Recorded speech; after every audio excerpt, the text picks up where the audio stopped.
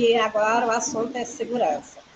A segurança pública há décadas é ineficiente, permitindo a proliferação de facções criminosas. O Partido dos Cristeiros tem alguma proposta para erradicá-las?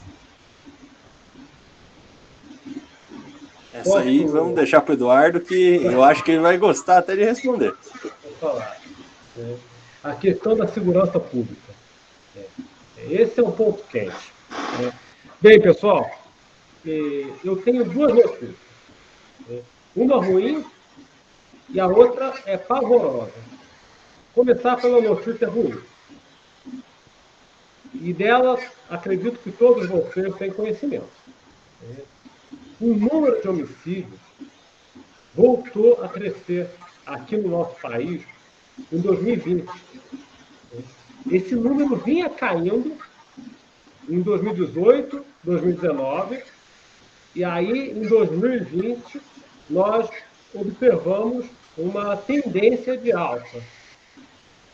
Enfim, ou seja, nós tivemos aí em 2020 um número aproximado de 43 mil assassinatos.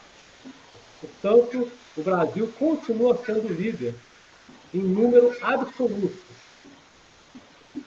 E o fato do Brasil registrar um número tão alto de homicídios e estar em primeiro lugar em números absolutos, dá a impressão de que nós chegamos ao fundo do poço.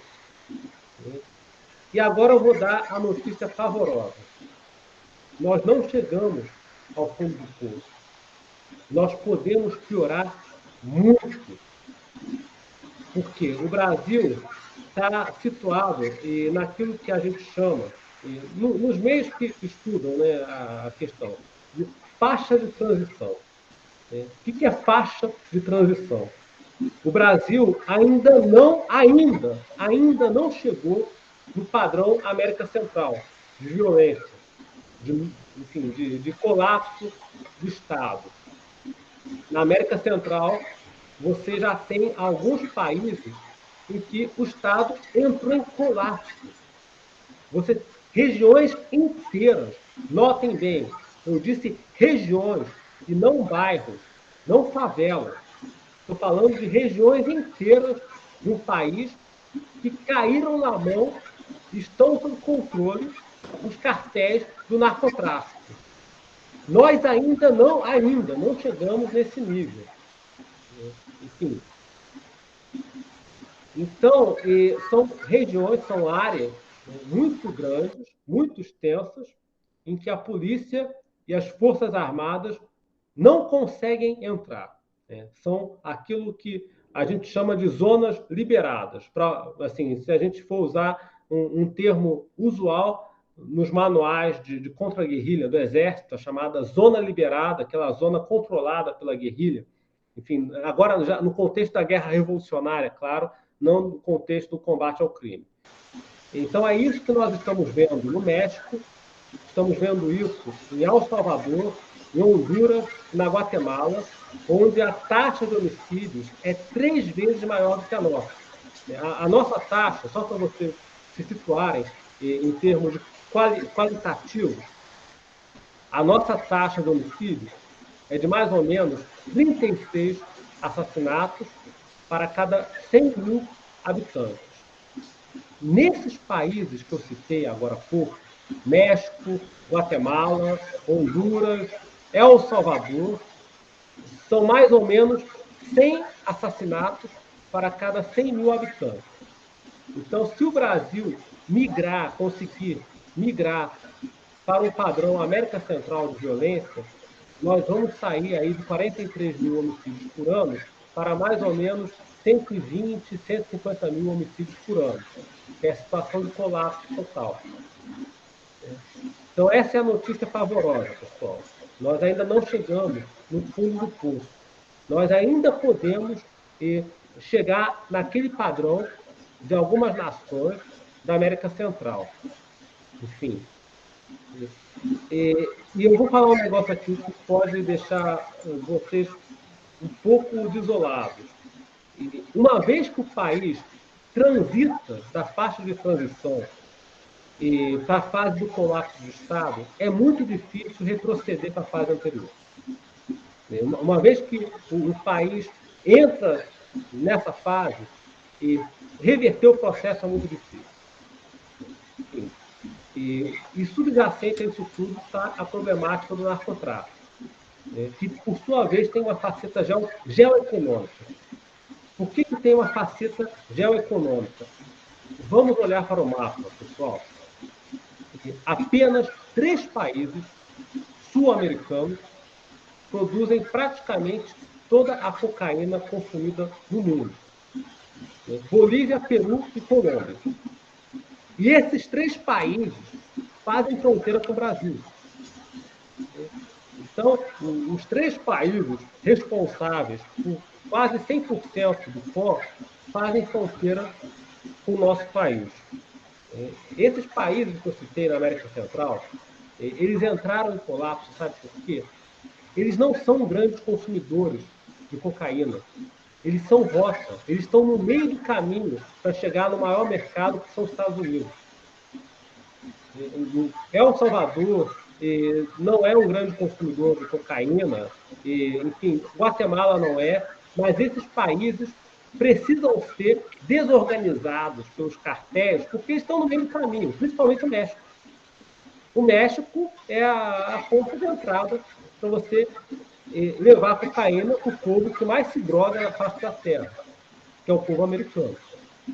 O povo que mais se droga, o povo que mais frequenta a loja maçônica, que mais consome pornografia e por aí vai. Mas agora isso não vem ao caso no momento. Então, o Brasil também é rota. A nossa sorte, entre aspas, é que o Brasil é rota secundária. Mas ainda é rota, além de ser um grande consumidor. É o segundo maior consumidor. Então, se o Brasil não se cuidar, meus compatriotas, ele vai acabar migrando para um padrão de violência similar ao observado na América Central, onde existem as maras. Já ouviram falar disso? As maras? Digitem no Google depois, maras da América Central. Então, é um padrão de barbárie e violência diferente, né, do que... E olha que as nossas facções criminosas são da pesada. Mas as maras da América Central são piores.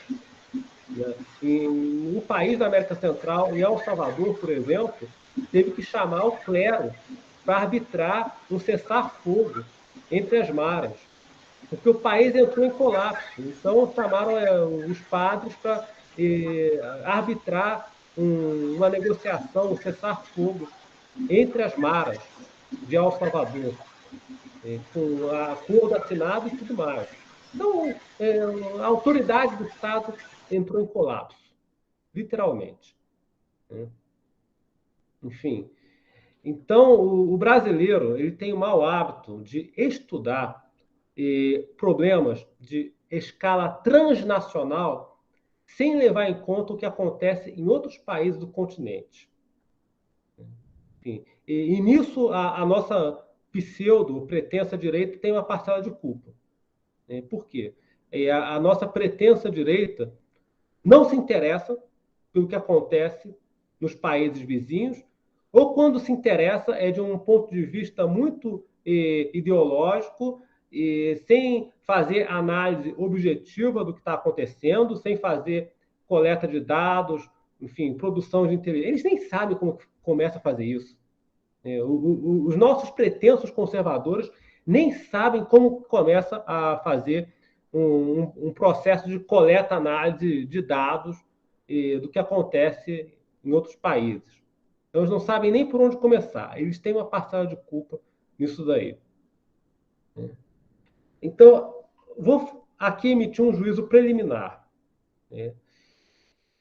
A meu ver, será necessário revisar alguns aspectos do nosso Código Penal e do nosso Código de Processo Penal. Enfim, seria muito bonito da minha parte, porém seria demagógico dizer as corporações policiais precisam de mais investimentos. Tá, eu sei que precisam de mais investimentos, eu estou plenamente de acordo. Mas num contexto de crise fiscal, você começa adotando as medidas que não dão despesa. Enfim, então algumas alterações no Código Penal que não exigem despesa seriam muito bem-vindas. Eu vou citar aqui só um exemplo que nós vimos no governo Bolsonaro. E aí a culpa não foi do Bolsonaro. O pessoal acha que eu pego no pé, falo sim, né, quando é necessário falar. Aí foi do Congresso mesmo. Né? E o governo federal mandou lá para o Congresso um projeto de lei que ampliava o rol de coleta do Banco Nacional de Perfis Genéticos. O que é esse banco de dados? É basicamente um banco de dados onde você tem o DNA de quem cometeu crimes dolosos contra a vida. E hoje, atualmente, pela lei atual, esse banco de DNA de bandido, ele só coleta o DNA de quem matou gente, em homicídio doloso. E pela proposta que o governo mandou, a coleta seria ampliada para qualquer um que cometesse qualquer crime doloso, independentemente de ser assassinato ou não. E aí o Congresso mudou a proposta. A proposta sofreu uma emenda lá e ficou decidido que apenas autores de crimes hediondos seriam forçados a dar o seu DNA. E funciona, viu, pessoal? Esse negócio de banco de dados genéticos é um negócio que, no longo prazo, traz resultado. Nós tivemos aí o caso da Raquel Genofre, uma menina cujo assassinato estava um mistério durante anos e anos, acho que foram 10 anos, que não conseguiam descobrir quem havia matado essa garota de acho que 8 ou 9 anos, largaram o corpo dela numa rodoviária, dentro de uma mala, e aí, graças ao banco de dados, conseguiram lá um match e descobriram quem havia sido o autor desse crime. Anos depois, agora em 2018 ou 2019. Então, a meu juízo, algumas alterações no nosso Código Penal seriam muito bem-vindas. É o tipo de medida que não dá despesa, porque hoje em dia, quando se fala em aumentar o investimento em polícia, em educação e tudo, e o dinheiro? Sim. Então, vamos começar por aquilo que é consenso e que não dá despesa. Algumas mudanças na nossa lei penal seriam bem-vindas. Por acaso, eu também sou formado em Direito. E aí eu vou dar uma notícia ruim para vocês. Qualquer um que tenha feito Direito no Brasil vai concordar com o que eu estou falando. Os nossos cursos de Direito têm um vício mental chamado garantismo penal. O que é o garantismo penal? É aquela ideia, e é difícil, viu? Eu me lembro que os únicos professores que eu tinha que não eram dessa linha eram promotores de justiça. Os promotores de justiça não gostam muito do garantismo, né? Quem é delegado, promotor, não gosta muito do garantismo penal. Mas, no geral, a tendência é o garantismo penal. Você não pode botar o cara na cadeia enquanto não esgotar os recursos. Enfim, enquanto não... E aí, meu filho, o resultado é que um cara com 10 homicídios nas costas, mas que ainda não foi condenado em última instância, né? Ele é considerado réu primário. Ele é considerado réu primário, igual aquela senhora que nunca pisou numa delegacia, né? Que nunca foi presa, nunca teve que ir na polícia para prestar satisfação. Ele é réu primário, igual aquela senhora que nunca fez nada com ninguém. Então, tem um vício mental aí nos nossos cursos de direito, que é o tal do garantismo penal. E quando você mexe nisso, você fala em mexer nisso, eles levantam o fantasma da ditadura. Direitos humanos, Eduardo. Oi? Você é contra os direitos humanos, se você suspender isso aí. Eles levantam o fantasma da ditadura. Ah, porque no tempo da ditadura não tinha direito a nada e tal, e aí acontecia isso, assim, assado. Então vai ser difícil, viu? Nós temos aí um problema de formação, enfim, brabo aí nos nossos cursos de direito. E quem assistir esse vídeo, e por acaso for do ramo, vai confirmar. E vai até chiar, dependendo do que achar. Vai. Eu me lembro. Ô, Eduardo, uma coisa interessante que você estava falando sobre os cartéis e como essas organizações criminosas elas tomam conta de regiões inteiras do país, elas também não deram um jeitinho delas de se infiltrar dentro da máquina de Estado, uma vez que todos esses países são democracia? Sim. Mas um mal da democracia, gente. A democracia não combate tráfico. Isso aí é outro mal da democracia. Tanto é que os americanos inventaram o tal do programa SEAL.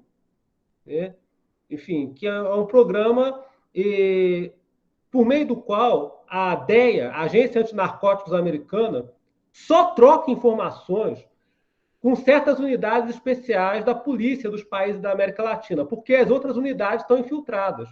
Inclusive, o Brasil faz parte desse programa. Eu escrevi um artigo a respeito. O pessoal, às vezes, me acusa de ser muito anti-americano. Talvez eu seja, mas eu sei examinar as coisas objetivamente. O americano ele tinha um pouco de razão ao inventar esse programa. Por que eles perceberam? Eles compartilhavam a informação com as polícias da América Latina, a informação vazava e as operações michavam, davam errado.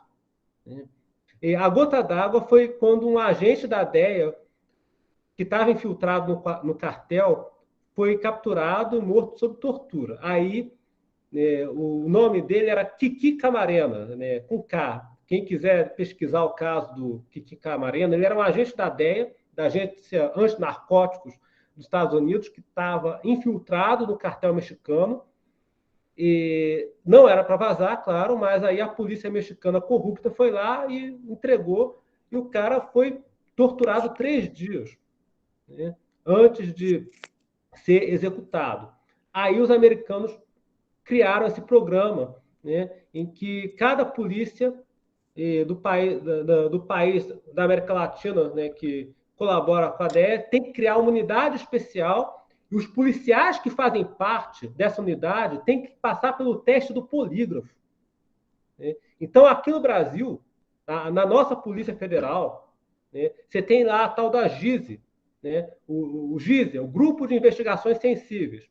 Para o policial federal fazer parte do GISE, ele tem que passar pelo teste do polígrafo. Necessariamente, o detector de mentiras. Para saber se ele é corrupto, aí ele vai para essa unidade especial que troca informação diretamente com o setor antinarcóticos americano. Porque, assim, essa parte da segurança, do tráfico, eu vejo como praticamente impossível. Não para a gente, mas para qualquer governante que assumir a república, tendo essa ideia de divisão de poder e o judiciário se intrometendo da forma que se intromete no executivo, é impossível acabar com o tráfico no Brasil. Isso aí é fato. Nos marcos democráticos é muito difícil. Muito difícil. Somente através da implementação de um Estado forte para conseguir fazer isso. Porque nesse Estado democrático dividido, não consegue. No Peru, sabe o que fizeram? Criaram um sistema do juízes sem rosto. Enfim, não estou elogiando o governo peruano, que era um governo, enfim, também, sei lá, não era católico aquele governo. Enfim, mas o fato é que o Fujimori, ele criou lá o sistema dos juízes sem rosto. Por quê? Os juízes tinham medo de dar sentença, medo de morrer. Então, o traficante era condenado sem saber o nome do juiz que condenou a sentença. Então, por isso que chamava de juiz sem rosto. O traficante, o terrorista, enfim, não sabia quem é que estava condenando. E lá você tinha um problema bravo, que a guerrilha estava e ainda está associado ao narcotráfico. Então, você tem mistura de comunismo com narcotráfico ali.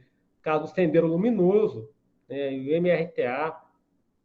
Então, foi necessário fechar o Congresso.